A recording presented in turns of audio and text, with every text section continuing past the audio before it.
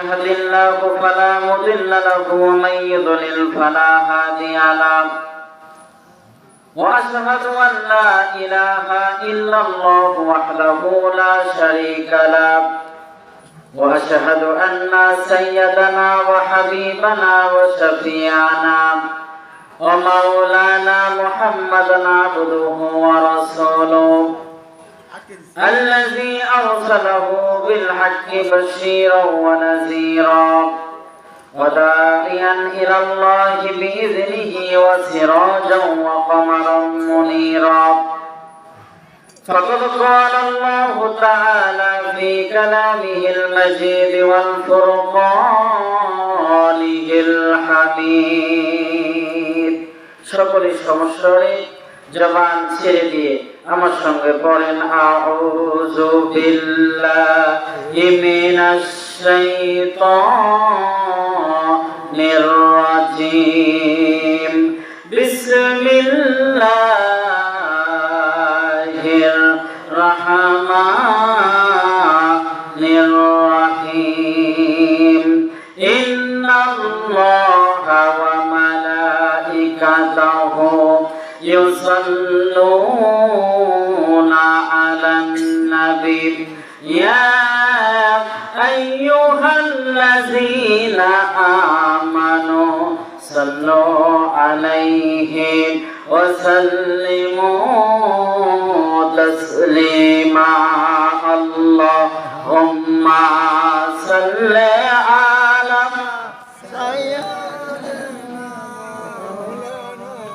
একটু জবান ছেড়ে দিয়ে নবীজির মহব্বতে আল্লাহুম্মা সাল্লি আলা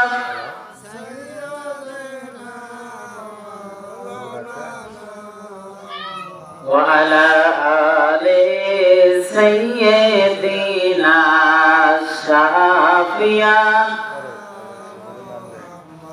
নূর নবীজির আগমনে দুনিয়া হইল উজালা সে নবীজির দরদ করি মিঠাই মনের প্রেম জ্বালা আল্লাহুম্মা সাল্লি আলা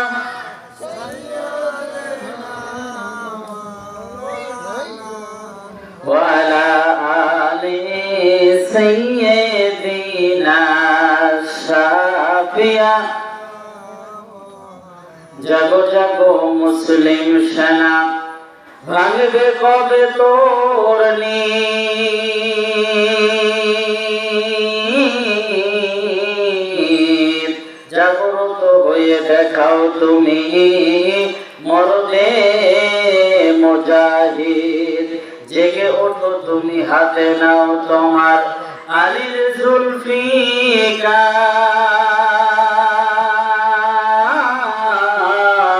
জুলফিকার মুসলিম আজও বেঁচে আছে জানো বিশ্ব আবার কালিমা লা ইলাহা একটু জবান ছেড়ে দিয়ে বলবেন লা ইলাহা লা ইলাহা লা ইলাহা সুবহানাল্লাহ আলহামদুলিল্লাহ লা ইলাহা সুবহানাল্লাহ আলহামদুলিল্লাহ লা ইলাহা লা ইলাহা ইল্লাল্লাহু মুহাম্মাদুর রাসূলুল্লাহ সাল্লাল্লাহু আলাইহি ওয়াসাল্লাম। ঐতিহ্যবাহী বগুড়া জেলার সারিয়াকান্দি উপজেলা মধ্য গণকপাড়া বাইতুল হাম জামে মসজিদের আয়োজনে যুবকদের সমন্বয়ে আজকের এই মহতী অনুষ্ঠান বিরাট ইসলামী জলসা। আজকে মোবারকপূর্ণ ইসলামী জলসার পরম শ্রদ্ধেয় সভাপতি জনাব মোহাম্মদ আব্দুর রাজ্জাক, প্রধান শিক্ষক, সরকারি প্রাথমিক বিদ্যালয়। আজকের মাহফিলের সহ সভাপতি জনাব মোহাম্মদ বাবুর আলী ডাবলু, অবসরপ্রাপ্ত পুলিশ সদস্য। সহ আজকের মাহফিলের প্রধান অতিথি, বরেণ্য অতিথি, বিশেষ অতিথিবৃন্দ, আজকের মাহফিলে আমন্ত্রিত ওলামায়ে কেরাম, আমার সামনে উপবিষ্ট এলাকার দিন প্রিয়, রাসূল প্রিয়, ইসলাম প্রিয় ভাইয়েরা, পর্দার আড়ালে অবস্থানরত আমার মায়ের তুল্য, বোনের তুল্য সম্মানিতা মহিলারা, মাইকের আওয়াজ যতদূর পর্যন্ত যাচ্ছে সকল শ্রেণীর শ্রোতাবৃন্দ সহ আমি আপনাদেরকে নিয়ে আল্লাহ তাআলার দরবারে শুকরিয়া আদা করছি যে আল্লাহ তাআলা আজকের মাহফিলে আমাদেরকে দুনিয়ার সমস্ত কাজ থেকে হেফাজত করে নিয়ে অত্যন্ত দয়া করে, মায়া করে, মেহেরবানি করে আজকের এই কোরআনের মাহফিলে আমাদেরকে কবুল করেছেন। মাহফিলে আসতে পেরে আপনারা খুশি না বেজা? আর একটু জোরে বলেন, খুশি না বেজা? যেহেতু আমরা খুশি, সকলে মিলে আল্লাহ তাআলার দরবারে কালিমাতুশ শুকর আদা করছি। আমরা সকলে বলছি আলহামদুলিল্লাহ। লক্ষ কোটি দরুদ এবং সালাম নবীর প্রতি, যিনি ছিলেন মানব জাতির মহান শিক্ষক, আল্লাহ তাআলা যার উপরে অবতীর্ণ করেছেন এই পবিত্র কোরআনে কারীম, যে নবীজি পবিত্র কোরআনে কারীমের আলোকে এই পৃথিবীর ধারায় গঠন করেছিলেন এক সুখী সমৃদ্ধশীল রাষ্ট্র ব্যবস্থা, যিনি দিয়েছিলেন নারীকে মাতৃত্বের অধিকার, ব্যবস্থা করেছিলেন শ্রমিকের প্রাপ্ত মজুরি, অন্যায়, দুর্নীতি, হানাহানি, খুন খারাপি মুক্ত এক সুন্দর সমাজ ব্যবস্থা পৃথিবীর জমিনে উপহার দিয়ে যে রাসূল মদিনায় শুয়ে আছেন, সে নবীজির প্রতি অত্যন্ত ভক্তি ভরে হৃদয় থেকে দরুদ এবং সালাম পেশ করছি। আমরা সকলে করছি সাল্লাল্লাহু আলাইহি ওয়াসাল্লাম। সম্মানিত উপস্থিতি, সম্মানিত বন্ধুগণ, আলোচনা শুরুতেই জানতে চাচ্ছি আপনারা সকলে কেমন আছেন? আর একটু ধরে বলে, সকলে কেমন আছেন? এ পর্যন্ত বসতে পেরে সকলে খুশি আছেন তো? সবাই পিছনের ভাইয়েরা খুশি আছেন? যারা আশেপাশে ঘোরাফেরা করছে, পান বিড়ি সিগারেট খাচ্ছে, ওরা কেমন আছে? ওরা ভালো আছে? ওদের খবর কিন্তু ওরাই ভালো জানে, কথা বলেন ঠিক কিনা? সম্মানিত উপস্থিতি এবং আশেপাশে যারা ঘোরাফেরা করছে, এই মুহূর্ত পর্যন্ত ঘরে শুয়ে বসে আছে, দেখেন আল্লাহ তাআলা বারবার আমাদেরকে এই পৃথিবীর জমিনে ঝাঁকুনি দিয়ে, কাঁপুনি দিয়ে, ভূমিকম্প দিয়ে আমাদেরকে সতর্ক করছেন, কথা বলেন ঠিক কিনা? এই ভূমিকম্প কখন হয়, এই পৃথিবী কখন কেঁপে ওঠে? আল্লাহ রাসূল বলেছেন ভূমিকম্প তখনই হয়, পৃথিবী তখনই কেঁপে ওঠে যখন গুনাহের ভার এই পৃথিবী আর সহ্য করতে পারে না। আজকে গুনাহের ভারে আমাদের বাংলার জমিন একেবারে বিচ্ছিন্ন হয়ে গেছে, একেবারে আচ্ছন্ন হয়ে গেছে। এই জমিন মনে হয় আমাদেরকে আর এই জমিনের উপর যাচ্ছে না। তাই তো গতকালকেও কাঁপুনি হলো, অনেক বড় কাঁপুনি, অনেক বড় ভূমিকম্প, আজকে সন্ধ্যায় হলো। এটা কিন্তু খুব একটা ভালো লক্ষণ না। আরো মুসলমান কত কত পরে জাগবেন, কত পরে আমাদের ভিতরে আল্লাহ তাআলার পথে যে আসতে হবে, জাগ্রত আমাদের হৃদয়ের ভিতরে কবে আসবে? আল্লাহ তাআলা বাংলাদেশ সহ সারা পৃথিবীর সমস্ত মুসলমানদেরকে হেফাজত করুক, সকলে বলি আমিন। সকল প্রকার বালা মুসিবত থেকে আল্লাহ তাআলা আমাদেরকে হেফাজত করুক, সকলে বলি আমিন। সম্মানিত উপস্থিতি, আমি দীর্ঘ আলোচনা আপনাদের সামনে করব না, তার কারণ দীর্ঘ আলোচনা করার মতো সময় এবং সুযোগ দুইটার একটাও আমি পাবো না। সংক্ষিপ্ত সময়ে আপনাদের মাঝে পবিত্র কোরআন থেকে আলোচনা করতে চাই। আল্লাহ তাআলা তৌফিক দান করুক, সকলে বলি আমিন। সকলে আওয়াজ করে হৃদয় থেকে আমার সঙ্গে বলেন আউযু বিল্লাহি মিনাশ শাইতানির রাজিম, বিসমিল্লাহির।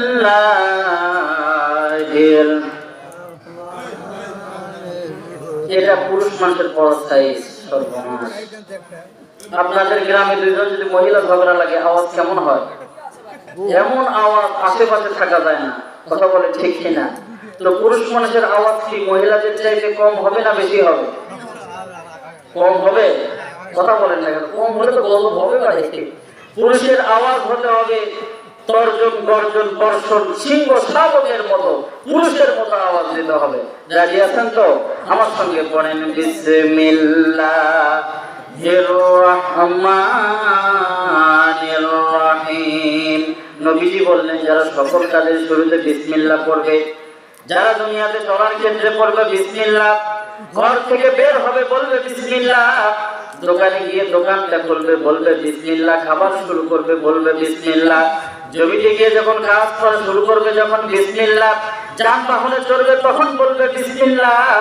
দুনিয়ার সকল কাজের শুরুতে যখন বিসমিল্লাহ বলবে, মহিলারা যখন বিসমিল্লাহ বলবে, নবীজি বললেন এই বিসমিল্লাহর পক্ষের যে মানুষগুলো থাকবে, আল্লাহ পাক রব্বুল আলামিন নবীজির হাত তার হাসরের ময়দানে এক গ্লাস হাউজে কাউসারের পানি পান করায় দিবে। জোরে বলেন না সুবহানাল্লাহ। নবীজি বললেন বিসমিল্লাহর ভিতরে 19টা অক্ষর আছে। কয়টা অক্ষর? একটু জোরে বলেন কয়টা অক্ষর? নবীজি বললেন বিসমিল্লাহর ভিতরে 19টা অক্ষর আছে। আর জাহান্নামের ভিতরে ফেরেশতা আছে 19টা। জাহান্নামের ফেরেশতা কয়টা? জোরে বলেন জাহান্নামের ফেরেশতা কয়টা? জাহান্নামের ভিতরে ফেরেশতা আছে 19টা, তারা শাস্তি দিবে। আর বিসমিল্লাহর ভিতরে 19টা অক্ষর।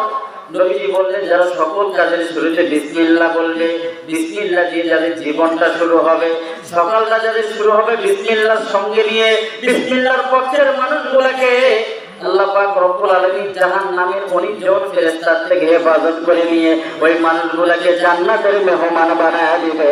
জোরে বলেন না সুবহানাল্লাহ। বিসমিল্লাহ পড়তে পারবেন তো? সকল কাজের শুরুতে কি হবে? জোরে বলেন সকল কাজের শুরুতে কি? সকল কাজের শুরুতেই হবে বিসমিল্লাহ। আমার সঙ্গে পড়েন বিসমিল্লাহির রহমানির রহিম। তাবারাকাল্লাযী বিয়াদিহিল মুলক ওয়া হুয়া আলা কুল্লি শাইইন কাদির। الذي خلق الموت والحياة ليبلوكم أيكم أحسن عملا وهو العزيز الغفور.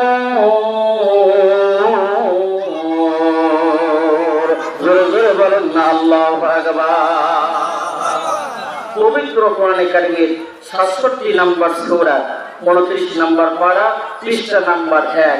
সূরার নাম হচ্ছে সূরা মুলক। আমি আপনাদের সামনে 2টা আয়াতে কারিমা তেলাওয়াত করেছি।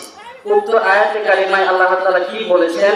তাবারাকাল্লাযী বিয়াদিহিল মুলক ওয়া হুয়া আলা কুল্লি শাইইন কাদির। চিৎকার দিয়ে বলেন আল্লাহু আকবার। আল্লাহ তাআলা বলেছেন এই পৃথিবীর সর্বময় মালিক আমি, আর একচ্ছত্র ক্ষমতার মালিক হলাম আমি আল্লাহ। জোরে বলেন সুবহানাল্লাহ। তারপরে আয়াতে আল্লাহ তাআলা বলেছেন আল্লাযী খালাকাল মাউতা ওয়াল হায়াতা। আমি আল্লাহ দুনিয়ার জমিনে হায়াত এবং মওত সৃষ্টি করেছি। আল্লাযী খালাকাল মাউতা ওয়াল হায়াতা লিয়াবলুয়াকুম আইয়ুকুম আহসানু আমালা। আল্লাহ পাক রব্বুল আলামিন বলেন বান্দাদের দুনিয়ার জমিনে আমি হায়াত দিয়েছি, জীবন দিয়েছি এবং মরণ দিয়েছি তোমাদেরকে আমি পরীক্ষা করার জন্য। আমি হায়াত দিয়েছি এবং মওত দিয়েছি, তার মাঝখানে একটা সময় দিয়েছি। এই সময়ের মাঝে তোমাদেরকে আমি পরীক্ষা করব, তোমাদেরকে আমি বাছাই করব। তোমাদেরকে বাছাই করে যে মানুষগুলো পাস করতে পারবে, ওই পাসকৃত মানুষগুলোকে আমি জান্নাতের মেহমান বানায় দিব। জোরে জোরে বলেন না সুবহানাল্লাহ। তাহলে দুনিয়ার জমিন আমাদের জন্য পরীক্ষার জায়গা। কিসের জায়গা? আরো জোরে বলেন কিসের জায়গা? আল্লাযী খালাকাল মাউতা ওয়াল হায়াতা। অর্থাৎ জীবন আল্লাহ দিয়েছেন, মরণ দিবেন কে? আল্লাহ। জোরে বলেন কে দিবেন? মরণ দিবেন আল্লাহ। তাহলে তার মাঝখানে আমরা একটা সময় পেয়েছি, একটা স্পেস পেয়েছি, একটা জায়গা পেয়েছি। এই জায়গাটুকু আল্লাহ তাআলা বিচার করবেন, এই জায়গাটুকু আল্লাহ তাআলা পরীক্ষা করবেন, এই সময়টুকু আল্লাহ তাআলা আমাদেরকে বাছাই করে দিবেন। তাহলে এই সময়টুকুকে আমাদের দাম দিতে হবে, মূল্য দিতে হবে। যদি দাম দেই তাহলে আল্লাহর কাছে আমরা দাম পাবো, মূল্য পাবো। যদি এই সময়টুকুকে আমরা মূল্যায়ন না করি তাহলে কিয়ামতের ময়দানে হাসরের মাঠে আল্লাহ তাআলা আমাদের প্রতি কোনো ভ্রুক্ষেপ করবে না। দেখেন আপনি যা হন না কেন, আমরা দুনিয়ার জীবনে মনে করি আমরা বাদশাহী পেলাম, আমরা এমপিগিরি পেলাম, মন্ত্রীগিরি পেলাম, মেম্বার হলাম, চেয়ারম্যান হলাম, ইমাম হলাম, আমরা মুয়াজ্জিন হলাম, আমরা অনেক কিছু হয়ে গেলাম, এটাই মনে হয় আমাদের সফলতা। না, এটাই প্রকৃত সফলতা না। আল্লাহ তাআলা পৃথিবীর জমিনে অসংখ্য নবী রাসূল প্রেরণ করেছেন। এই অসংখ্য নবী রাসূলের ভিতরে 5 জন নবীকে এই পৃথিবীর জমিনের ক্ষমতা দিয়েছেন। জোরে বলেন সুবহানাল্লাহ। কয়জন নবী? আরো জোরে বলেন কয়জন নবী? আল্লাহ পাক রব্বুল আলামিন 1,24,000 মতান্তর 2,24,000 পয়গম্বর নবী রাসূল এই দুনিয়ার জমিনে প্রেরণ করেছেন। 25 জন নবীর নাম পবিত্র কোরআনের ভিতরে আল্লাহ উল্লেখ করেছেন। এই যে নবী রাসূল দুনিয়ার জমিনে আগমন হয়েছে, দুনিয়ার জমিনে নবী রাসূল এসেছে, সমস্ত নবী রাসূলের ভিতরে আল্লাহ পাক রব্বুল আলামিন 5 জন নবীকে এই পৃথিবীর জমিনে ক্ষমতা দিয়েছেন। আওয়াজ করে বলেন না আল্লাহু আকবার। কয়জন নবীকে ক্ষমতা দিয়েছে? জোরে বলেন কয়জন? 5 জন নবীকে আল্লাহ তাআলা পৃথিবীর জমিনে ক্ষমতা দিয়েছিল। তার ভিতরে প্রথম নাম্বার হচ্ছে হযরত দাউদ আলাইহিস সালাম। দ্বিতীয় নাম্বার দাউদ আলাইহিস সালামের পুত্র হযরত সুলাইমান আলাইহিস সালাম। তৃতীয় নাম্বার হলো হযরত ইউসুফ আলাইহিস সালাম। আল্লাহ পাক রব্বুল আলামিন যাকে পৃথিবীর জমিনে ক্ষমতা দিয়েছেন। আর চতুর্থ নাম্বার হলো আল্লাহ পাক রব্বুল আলামিন পবিত্র কোরআনের মধ্যে বলেছেন হযরত তালুত আলাইহিস সালাম। প্রথম নাম্বার হলো হযরত দাউদ নবী, দ্বিতীয় নাম্বার হলো নবী সুলাইমান, তৃতীয় নাম্বার হলো ইউসুফ নবী, তৃতীয় নাম্বার হলো তালুত নবী, আর চতুর্থ নাম্বার আপনার আমার পয়গম্বর শেষ নবী মুহাম্মদুর রাসূলুল্লাহ। আল্লাহ পাক রব্বুল আলামিন পৃথিবীর জমিনে তাকে ক্ষমতা দিয়ে এই কোরআন দিয়ে সমাজ ব্যবস্থা প্রতিষ্ঠা করেছেন। আওয়াজ করে বলেন না আল্লাহু আকবার। তাহলে বলেন তো আমাদের নবীজি এই পৃথিবীর জমিনে ক্ষমতা ছিল না ছিল না? উনি কি বাদশা ছিল না ছিল না? উনি মদিনার প্রেসিডেন্ট ছিল। আর নবীজি মদিনার প্রেসিডেন্ট থেকে আল্লাহর কোরআন দিয়ে এই সমাজটাকে প্রতিষ্ঠা করেছেন। আওয়াজ করে বলেন না আল্লাহু আকবার। এই যে 5 জন নবীর ভিতরে সর্বপ্রথম যে নবী যাকে আল্লাহ তাআলা ক্ষমতা দিয়েছিলেন তার নাম হচ্ছে হযরত দাউদ আলাইহিস সালাম। এই দাউদ নবী তিনি সিংহাসনে বসে একদিন বড় পেরেশান, শুধু পেরেশানি না কান্নার অবস্থা। তো দাউদ নবী ছিল 19 জন সন্তান। কয়জন সন্তান? আরো ধরে বলেন কয়জন? 19 জন শুধুমাত্র ছেলে সন্তান তার ছিল। বাবার এই পেরেশানি থেকে 19 জন সন্তান এসে ডাক দেয়, বলে বাবা, ও বাবা, বর্তমান সময় প্রেসিডেন্ট আপনি, বর্তমান সময়ের বাদশাহী আপনার। বাবাকে এত বড় ক্ষমতা আল্লাহ তাআলা আপনাকে দিয়েছেন। প্রেসিডেন্ট যারা হয় তাদের তো চিন্তা থাকার কথা না, তাদের তো কোনো পেরেশানি থাকার কথা না। বাবা আপনার চিন্তা কেন? ও বাবা আপনার ভিতরে পেরেশানি কেন? কেন পেরেশান আপনাকে লাগে? এবার 19 জন সন্তানের সম্মুখে এবার বাবা হযরত দাউদ আলাইহিস সালাম ডাক দিয়ে বলে, সন্তান রে, আমার মনের ভিতরে 3টা প্রশ্ন বারবার ঘুরপাক খায়। 3টা প্রশ্নের জালের ভিতরে আমি আবদ্ধ হয়ে গেছি। এই 3টা প্রশ্নের উত্তর যতক্ষণ পর্যন্ত আমার কাছে না আসবে ততক্ষণ পর্যন্ত আমি আল্লাহর পয়গম্বর দাউদ নবীর পেরেশানিগুলো দূর হবে না। আওয়াজ করে বলেন না আল্লাহু আকবার। আমার পেরেশানি দূর হবে না। 3টা প্রশ্ন আমাকে বিচ্ছিন্ন করে ফেলেছে, আমাকে অতিষ্ঠ করে ফেলেছে। এই 3টা প্রশ্ন আমার জীবনটাকে সরকার করে ফেলেছে। এবার সন্তানরা জিজ্ঞাসা করে, বাবা কি প্রশ্ন তোমাকে আচ্ছন্ন করে ফেলেছে? বাবা কোন প্রশ্ন তোমাকে পেরেশানির ভিতরে ফেলে দিল? এবার পয়গম্বর দাউদ আলাইহিস সালাম বলেন, সন্তানরা শোনো, সর্বপ্রথম প্রশ্ন হলো, আমাকে যে প্রশ্নটা আমাকে আচ্ছন্ন করে ফেলেছে, আমাকে পেরেশানির ভিতরে ফেলেছে, এই প্রশ্নটা হলো, এই পৃথিবীর মধ্যে কোন জিনিসের কোনো মূল্য নাই? আওয়াজ করে বলেন না নাউযুবিল্লাহ। এই পৃথিবীর ভিতরে কোন জিনিসের দাম নাই, কোন জিনিসের মূল্য নাই? এইটা হলো আমার প্রথম নাম্বার প্রশ্ন। এবার দাউদ নবী বলে, সন্তানেরা শোনো, দ্বিতীয় নাম্বার প্রশ্ন হলো, এই পৃথিবীর মধ্যে কোন জিনিস সবচাইতে কাছে? আর 3 নাম্বার প্রশ্ন হলো, আল্লাহর পয়গম্বর দাউদ নবী বললেন, তৃতীয় নাম্বার প্রশ্ন হলো, এই দুনিয়ার জমিনের ভিতরে কোন জিনিস সবচাইতে জরুরি? প্রথম নাম্বার প্রশ্ন হলো, এই দুনিয়ার ভিতরে কোন জিনিসের দাম নাই? দ্বিতীয় নাম্বার প্রশ্ন হলো, কোন জিনিস পৃথিবীর মধ্যে কাছে? আর তৃতীয় নাম্বার প্রশ্ন হলো, এই পৃথিবীর ভিতরে কোন জিনিস সবচাইতে বড়? আওয়াজ করে বলেন না আল্লাহু আকবার। কোন জিনিস এই পৃথিবীর জমিনে তার কোনো মূল্য নাই, কোনো দাম নাই? আপনারা বলতে পারবেন কোন জিনিসের দাম নাই? আপনাদের মনে হতে পারে আমাদের বাড়ির আশেপাশে কুকুরগুলো ঘোরাফেরা করে, মনে হয় এই কুকুরের কোনো দাম নাই। কুকুরের দাম আছে না নাই? আপনাদের এই পাশের সারিয়াগঞ্জে যখন রহিম বাগ হলো, তখন আমি অনেক ছোট ছিলাম, গল্প শুনেছি যে রহিম বাগ করার জন্য যে কোরিয়ান গুলো এসেছিল, আপনাদের এলাকায় মনে হয় সে সময় কুকুর টুকুর একটাও থাকেনি, সব ধরে নিয়ে গিয়ে ওখানে বিক্রি করছে।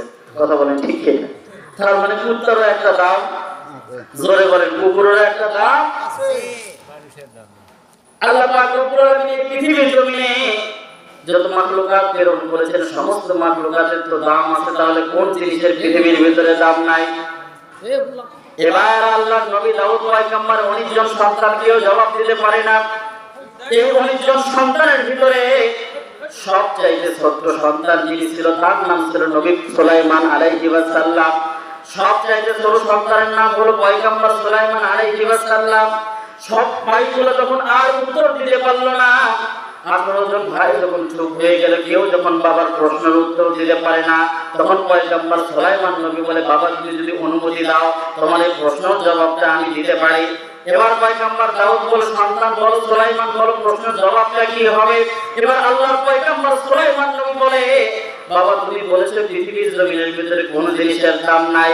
এই পৃথিবীর জমিনের ভিতরে যে জিনিসের দাম সবচাইতে বেশি, এই পৃথিবীর মধ্যে সবচাইতে দামি যে জিনিস, আর এই পৃথিবীর জমিনের ভিতরে ওই জিনিসটার দাম হলো সবচাইতে কম। আওয়াজ করে বলেন না নাউযুবিল্লাহ। তাহলে বলেন তো পৃথিবীর জমিনে সবচাইতে দামি কোন জিনিস? আপনাদের জানা নেই? আরে পৃথিবীতে দামি কোন জিনিস? আল্লাহ পাক রব্বুল আলামিন বলেন, ওয়ালাকাদ কাররামনা বানি আদম। এই পৃথিবীর ভিতরে সবচাইতে দামি হলো মানুষ। আরো জোরে বলেন দামি কে? আরো জোরে বলেন সবচাইতে দামি কে? এই পৃথিবীর জমিনের ভিতরে সবচাইতে দামি হলো মানুষ। আল্লাহ পাক রব্বুল আলামিন বলেন, ওয়ালাকাদ কাররামনা বানি আদম। আমি বনি আদমকে এই পৃথিবীর জমিনে সবচাইতে মর্যাদা দিয়ে, সবচাইতে সম্মান দিয়ে আমি পৃথিবীর জমিনে পাঠিয়ে দিয়েছি। আওয়াজ করে বলেন না আল্লাহু আকবার। তাহলে বলেন তো দামি জিনিসকে? আরো ধরে বলেন দামি জিনিসকে? এবার পয়গম্বর সুলাইমান নবী বলে, বাবা এই পৃথিবীতে সবচাইতে দামি হলো মানুষ। আর এই মানুষটা যখন মারা যায়, মারা যাওয়ার পর যখন এই মানুষ লাশ হয়ে যায়, এই মানুষটা হলো পৃথিবীতে একেবারে মূল্যহীন। কথা বলেন ঠিক কি? মানুষ মারা গেলে কি কোনো দাম আছে? জোরে বলেন, মানুষ মারা গেলে কোনো দাম আছে? এই গ্রামের ভিতরে যদি একটা ভ্যানওয়ালা মারা যায়, ওর লাশেরও যে দাম। একজন চেয়ারম্যান যদি মারা যায়, চেয়ারম্যানের লাশের যে দাম, একজন ভ্যানওয়ালার লাশের যে দাম। একজন প্রেসিডেন্ট যদি মারা যায় তার লাশের যে দাম, একজন ভ্যানওয়ালার সে দাম। একজন ধনী ব্যক্তি যদি মারা যায় তার লাশের যে দাম, একজন ফকির মারা গেলে তার লাশেরও। আরো ধরে বলে তার লাশেরও কি দাম? সেই দাম। কিভাবে বুঝবেন? কিভাবে বুঝবেন? লাশ গুলোর একই দাম হলো, একই মূল্য হলো। এর কারণ হলো এই পৃথিবীর জমিনে বড় বড় অট্টালিকার মালিক হতে পারে, কোটি কোটি সম্পদের মালিক হতে পারে, কিন্তু যখন মারা যাবে তার জন্য 3.5 হাত মাটি বরাদ্দ থাকবে। আওয়াজ করে বলেন না কথা ঠিক না? জায়গা কতখানি থাকবে? আরো ধরে বলেন জায়গা কতখানি? চেয়ারম্যানের জন্য জায়গা কতখানি? মেম্বারের জন্য জায়গা কতখানি? ইমামের জন্য জায়গা কতখানি? বক্তার জন্য জায়গা কতখানি? সবার জন্য জায়গা হলো 3.5 হাত। কোটিপতির জন্য জায়গা 3.5 হাত। যার জমিনায় ভূমিহীন মানুষ যদি মারা যায়, পৃথিবীর জমিনে তার জন্য জায়গা হবে 3.5 হাত। আওয়াজ করে বলেন না আল্লাহু আকবার। তাহলে বড়াই করার কিছু আছে? কথা বলেন, বড়াই করার কোনো কিছু নাই। মানুষ মারা গেলে তার কোনো দাম নাই। ওই কোটিপতির শরীরের ভিতরে কাপড়ের কাপড় দিতে হয়। ওই গরিবের ভিতরে, ওই গরিব যদি মারা যায় তার কাপড়ের কালার একই হয়। কথা বলেন ঠিক কিনা? কেউ বলে না ও তো লাল কালার পছন্দ করলো, একটু লাল কালার দিয়ে এবার কবরে দেই। এবার তো বিভিন্ন ডাক দিয়ে বলে না আমার স্বামীটা পৃথিবীতে বড় বড় দামি দামি পোশাক পরতো, ব্র্যান্ডের কাপড় পরতো, আজকে আমার স্বামী মারা গেল, আমার স্বামীর জন্য একটু দামি পোশাক দিয়ে আমি কবরে রাখতে চাই। কেউ কিন্তু এই খোঁজ নেয় না। বাজার থেকে মার্কেট কাপড় কিনতে হয়, 1000 টাকার ভিতরে আপনার কাপড়ের কাপড় তৈরি হয়ে থাকে। আওয়াজ করে বলেন না নাউযুবিল্লাহ। আরে এত কোটি কোটি টাকার মালিক, লক্ষ কোটি টাকার মালিক মারা গেলে তার কোনো দাম? মাশাআল্লাহ, আলহামদুলিল্লাহ। সম্মানিত উপস্থিতি, আসলে দীর্ঘ আলোচনা আমি করব না, অনেক সময় হয়ে গেছে। যাই হোক, আমার পূর্ববর্তী বক্তা এই মুহূর্তে মঞ্চের ভিতরে চলে এসেছেন। আমি আপনাদের এলাকায় দীর্ঘদিন খেদমত করেছি। আমি তো মনে করি গ্রামের ভিতরে সবচেয়ে বেশি ওয়াজ শুনছেন আমি সাব্বির হুজুরের আর রব্বানী হুজুরের। কথা বলেন ঠিক কিনা বলেন? আমরা দুইজন সবচেয়ে বেশি ওয়াজ আপনাদেরকে শুনিয়েছি। জানি না আল্লাহ তাআলা কতটুকু কবুল করেছেন। আল্লাহ তাআলা আমাদের প্রত্যেকের কল্যাণের জন্য কবুল করুন, সকলে বলে আমিন। দোয়া চাই আপনাদের কাছে আল্লাহ তাআলা যেন এই জবান থেকে কোরআনের সঠিক কথা বলার তৌফিক আল্লাহ তাআলা দান করুন। কোরআনের সমাজের বিনির্মাণে আমাদের সমস্ত প্রচেষ্টাগুলোকে আল্লাহ তাআলা কবুল করে নিক, আমিন। আমার ভাইরা আল্লাহর হস্তে আপনারা একটু দেন, কে কতটুকু কি দিবেন ইনশাআল্লাহ।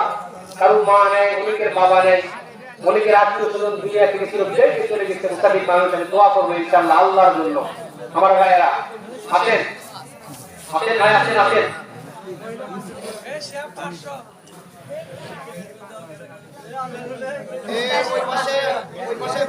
আসেন আমাদের মা বোনদের মধ্যে আলহামদুলিল্লাহ যারা দিতে ইচ্ছুক ইনশাআল্লাহ, আমরা ইনশাআল্লাহ আসেন ভাই। আল্লাহর হস্তে একটু সময় নেবার রাত হয়ে গেছে, আমরা দোয়া করে দিব ভাই। আসেন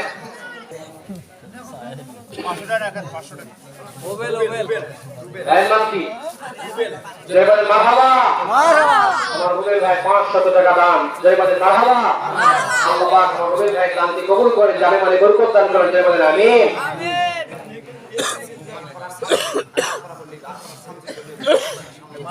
আপনারা শামসুল ভাই আমাদের বছরের জন্য 500 টাকা, জয়বাদের মারহাবা। আল্লাহ পাক শামসুল ভাই দানকে কবুল করে, জানে মানে বরকত দান করেন, জয়বাদের আমিন।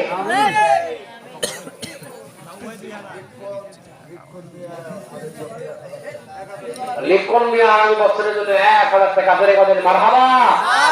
আল্লাহ পাক আমার লিখন ভাইয়ের দানকে কবুল করে, জয়বাদের আমিন। তাদের বংশ থেকে যত আত্মীয় স্বজন দুনিয়ার মায়া মহব্বত ত্যাগ করে ফিরে বিদায় নিয়ে চলে গেছেন, আল্লাহ পাক প্রত্যেককে কবর করে জান্নাতের বাগান বানিয়ে দেন, জয়বাদের আমিন। আসসালামু আলাইকুম।